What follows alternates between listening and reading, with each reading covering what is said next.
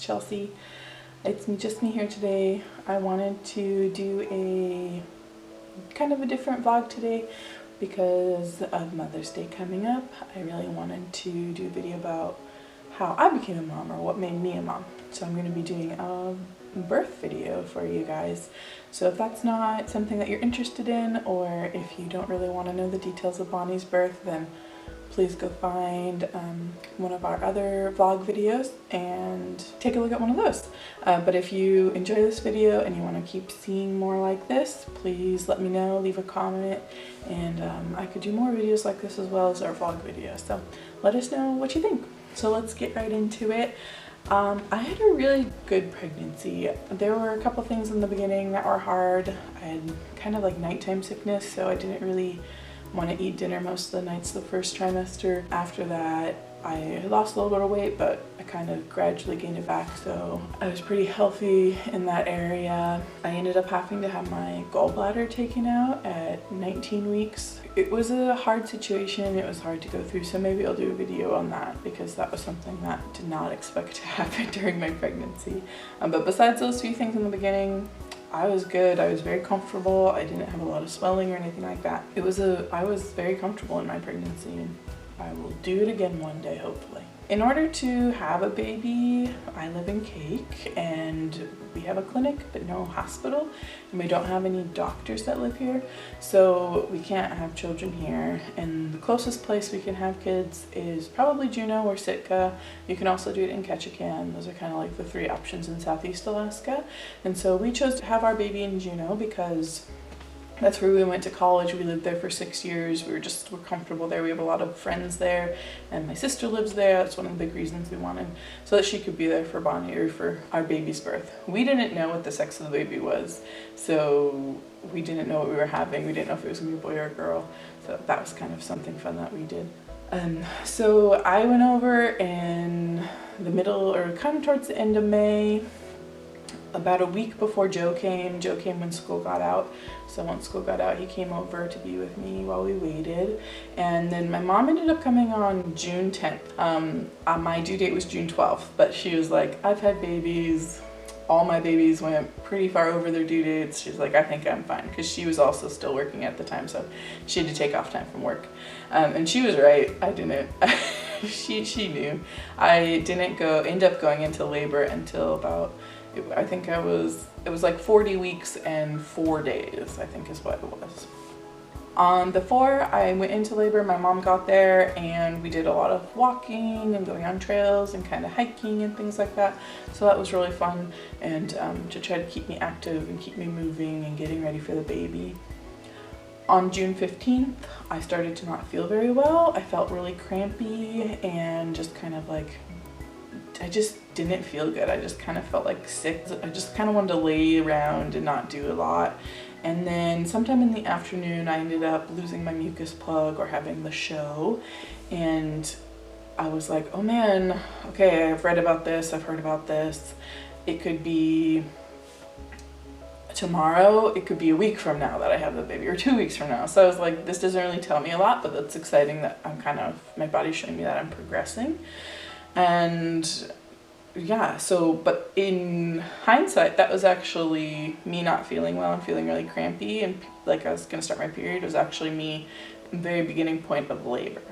And so that night I tried to go to sleep, and I did not feel well, and my stomach was getting the cramps were getting more intense. And about 3 a.m. I woke up Joe, and I said, honey, can you like Google the signs of labor? Because I mean, the doctor talked about it, but you don't really know. If you've never had a baby, it's hard to know what labor feels like. And so you're like, maybe this is labor, maybe maybe it's not, I don't know. But he ended up Googling it, and we were like, yeah, I think I'm in labor. I didn't really have contractions like in the upper part of my stomach. I thought contractions were going to be like in the upper part, but my contractions were really low and not up high. And I thought for some reason that contractions would be like in just my stomach, but for me it was like super low. And so I asked Joe to look it up and see what the signs of labor were, and then we decided I was in labor. I was having contractions. but we kind of timed them, and we decided that they weren't close enough, they weren't that strong, like I was still able to talk through them and things like that. And so we just let it be, and I said, Joe, you should go back to sleep, and I'll try to go back to sleep.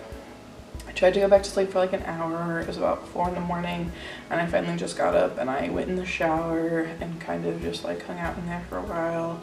And I got out, and then I went into the bath and I hung out in there for a while, and then got back up, and I ended up going downstairs to go in the bath because I thought maybe I would be more comfortable. So I tried a lot of different things to just like help me relax through it. So eventually I ended up just getting onto the couch downstairs and just hanging out down there and just kind of like having my contractions come.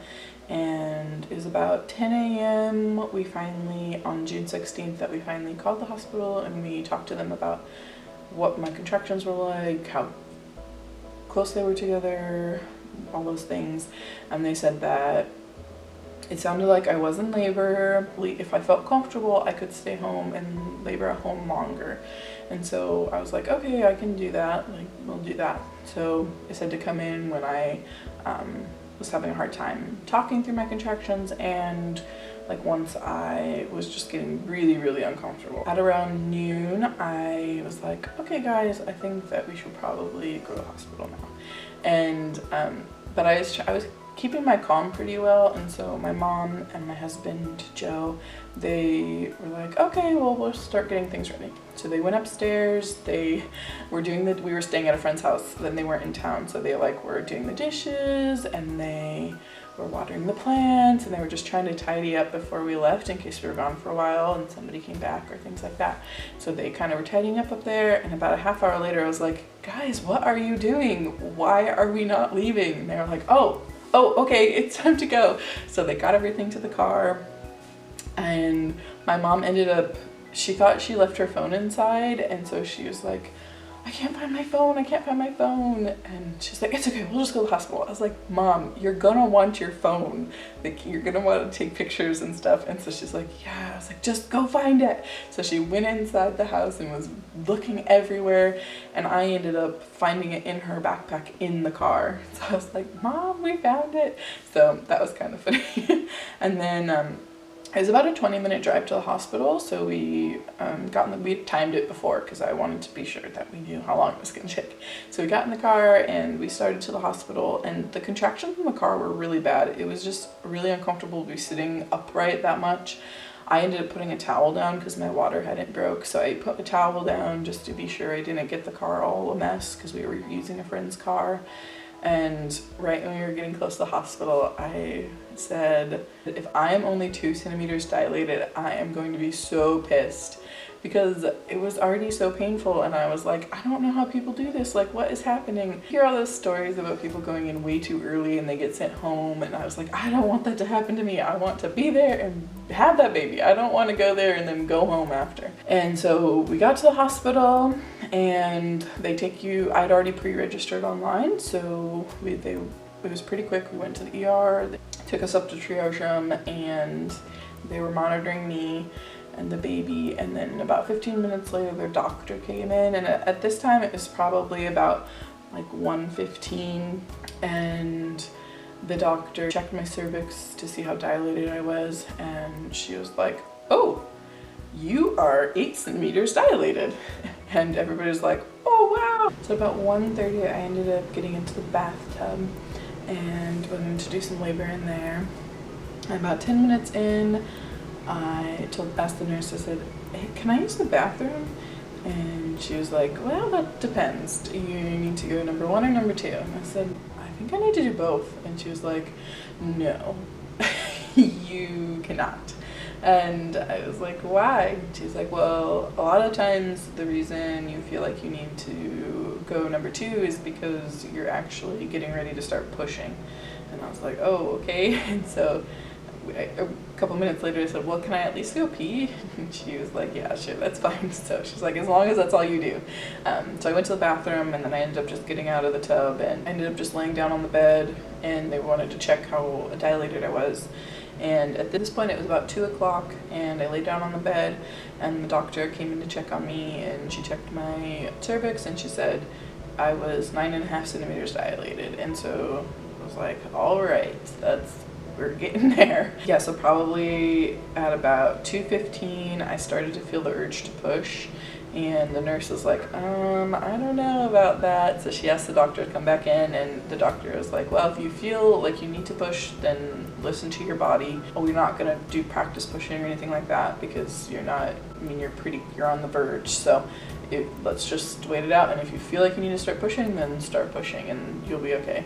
So it was probably about 2:15 that I really started to want to push, and so I started pushing. I stayed laying down. I was too scared to move into a different position, and so I just stayed where I was. I was so scared that if I moved it would hurt even more, so I was like, I'm just gonna stay right here. My water had still not broken, and so my mom ended up asking though. She said, is that okay? Are we gonna break her water? And the doctor was like, no, she's fine. It will happen naturally. If she stops progressing, we'll break it. But if not, if she's still progressing, then she could have the baby in the water. My mom was like, oh, okay, I didn't know that could happen.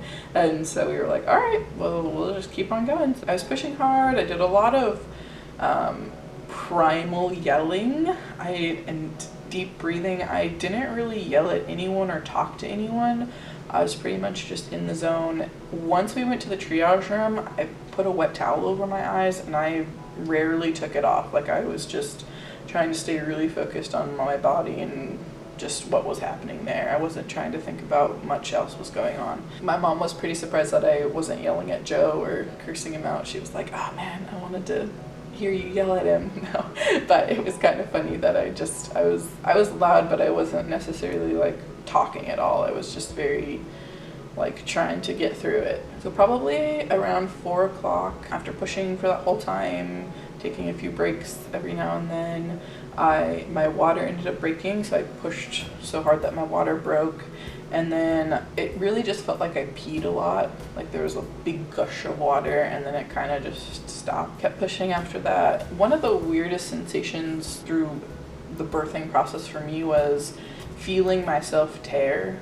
It wasn't necessarily like a super painful compared to everything else that was going on. It was just something that I felt it happen, and then it was kind of like you moved past it because you weren't really focused on it. That was a really weird sensation that I can still kind of like think back and feel. 4:25, I felt like it was never going to end. I was like, is this baby ever going to come out? I feel like I've been pushing forever, and I know that my birth story is very different than a lot of people's. Like, I didn't really have to push that long, but you know, when you're in that moment and it's just what's happening to you, I just felt like this was never going to end. And so I asked the doctor, I was like, I feel like I'm not getting anywhere. Like, is this baby even moving? And she was like, yeah, it's getting a little bit closer every time you push. And then a few minutes later, she asked if I wanted to feel the head. And I was like, what? I can feel the head? So I reached down there, they kind of led my hand, and I could feel like the little bit of hair that was on our baby's head. And I was like, okay, so that kind of gave a little bit of motivation and like, yes, this baby is getting closer and I can do this. Like, it just kind of helped motivate me. Bonnie was born at 4:35, so a few minutes before that, I had one really good push, and I felt baby getting really close to coming out. And I just like gritted down there, like, if you can keep going, keep going. So I just gritted down and I just pushed as hard as I could. It was painful, it hurt. I was like, well, I'm hurting my body, but I just gritted down and did it. And I just kept pushing past, like, you know, the contractions are supposed to help you push, but I pushed through the contraction, and then I just kept going because I knew Bonnie was so close. And as soon as her head came, like, I could feel her head came out, I could feel the relief of that, her whole body came out. So like, she wasn't like part way in, part way out. Her head came out and her whole body came out. And so that was really nice because it was just all like a relief. I felt like somebody took like a 5-gallon bucket of water and just like threw it out of me. Like, so many fluids, so many things happened there. I wasn't really looking, it just all happened. So Joe watched as baby came out, and he said he saw her little vagina and he said, it's a girl, because we didn't know what we were having. As soon as Bonnie came out, she went right up to my chest. The nurses kind of worked on wiping her down, but as she was like coming up to my chest, I had like put my hand out to try to help guide her, and she had actually pooped in the process of labor, and so I got her poop on my hand. So I got poop on me the first day she was alive, and not the last day for sure. Bonnie was doing really good right after birth. She cried, and then she kind of just calmed down and was looking around really wide-eyed, and it was definitely a magic hour.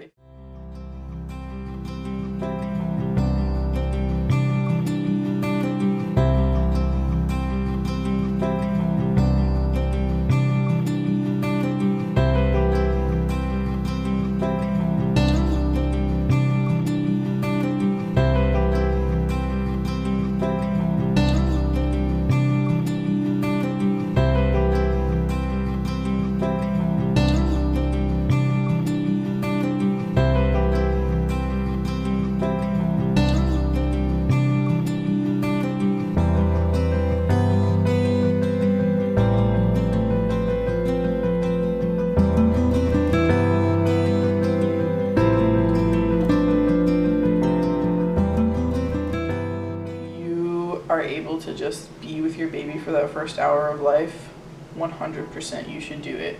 Don't be too worried about giving her off to other people. Like, things can wait, measurements and weights, they can wait. Being with the baby is just, it really helps you. Like for me, I was still, like, I had to push out the placenta and things like that, but having her on my chest really made it fairly easy to do that, because I was so focused on her and just the magic of her being there that I was able to push her out, or push out the placenta, and they were able to work on my stomach, and I had to get stitches, and they were able to do that without me really like focusing on it, because I have this magical little being right there. And so right after having her, I ended up needing Pitocin. So I guess at the hospital, I think they do that for everyone. I was like, the nurse was like, okay, we're putting the Pitocin in now, and I was like, isn't that for before you have the baby? Like, why would you do that now? She's like, well, it helps the uterus contract, and we need that to start happening now again, because we need your uterus to start contracting and clamping down. And mine wasn't really doing that, so they were really needing me, and I was still bleeding a lot. Like, at one point I looked up, and Joe had baby on me, and I said, what is that liquid coming out? And he kind of looked down and looked at me, and he was kind of quiet for a second. He's like, it's blood. And I was like, okay, that's what I was thinking, but it wasn't really very concerning for some reason. Like, I just really wanted to know what was happening, and I couldn't really see, so I didn't really feel concerned about it, though I was like, the doctor's right there, she's gonna figure it out, it'll be fine. And so I ended up losing about 1 liter of blood in all, and that's kind of like the max that you can lose before you need to get an infusion. And so they took some blood from me to go match with their blood supply they had in case I did need it, and they just really kept a really close eye on my blood pressure, and if I was feeling dizzy at all, they just really checked on me to make sure to see if I needed to get an infusion or not, and I ended up not needing it. My body did its own thing, it was fine, so that was good. During this time, during the hour that I had Bonnie on me, I feel like it was way longer than an hour, but Joe said it was pretty much an hour. I had her latch on and start our breastfeeding journey. I will probably do a video just on this in the future, because it was a journey not like most people's journeys. It'll be interesting. If you want to see a video about our breastfeeding journey and our struggles, then let me know. So after the hour or so was up, Joe cut Bonnie's umbilical cord. And then after he cut the umbilical cord, the nurse took her and did all her measurements and height and things like that. Did all her checks and just making sure she was good. And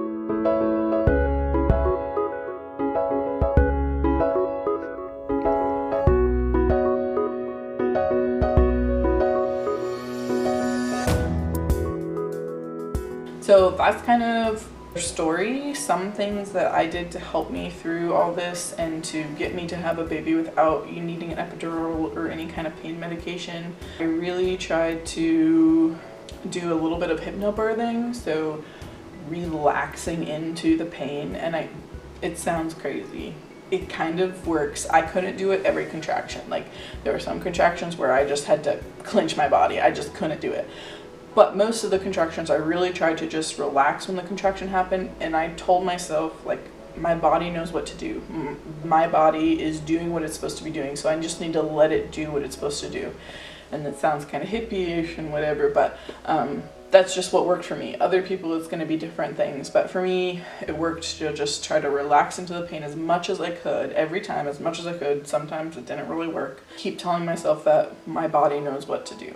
My body is going to do what it needs to do. And that's really what got me through it. And there was a point at the very beginning before we left our house that I said, honey, I don't know, like, this already hurts so bad. I don't know if I can do this without medication. And that's when I thought I was at like a 5 or 6 centimeters dilated. And getting to the hospital and realizing that I already was so far along, I was like, okay, well, maybe I could do it. I still hadn't really decided. Like, I tried not to make like a, this is what I'm gonna do, because I wanted to, I'd read a lot about pros and cons of getting an epidural and things like that. And one of the things I read that really resonated with me was that at the end of this, you want to have enjoyed the process. So like, you want to come out of having a baby and not have like horrible memories of it. If you are trying to do this without an epidural and like you're dead set on it, and you have so much pain that you are just miserable and you feel horrible and you just hate life at that moment, then maybe it's worth it just to get an epidural. I'm not a doctor, talk to your doctor, but you know, you want to come out of this and have had a good experience. And I'm just really glad that it all kind of worked out for me. A lot of my friends, it didn't work out the way they thought it was gonna work out. And so you just never know what's gonna happen. You kind of have to be open to the idea that you need to have a plan A, a plan B, a plan C, a plan D. I mean, you just don't know. And a lot of my struggles of having a baby actually came after having the baby. It wasn't so much of the labor, it wasn't so much the pregnancy, labor, things like that. My really hard time was about the month after having the baby. So I'll probably do a video about that in the future, but for right now, I just wanted to give you our birth story.